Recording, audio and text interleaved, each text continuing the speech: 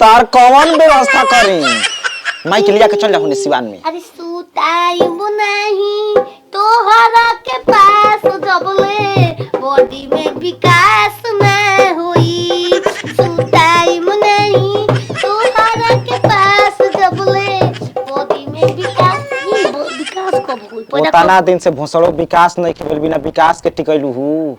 विकास होइल बा जौन विकास होखे के तवन विकास हो गइल बर्बादी होखे वाला बा। कहां बा? अनाथ आश्रम में गइल बा विकास बा। ऊ विकासवा ना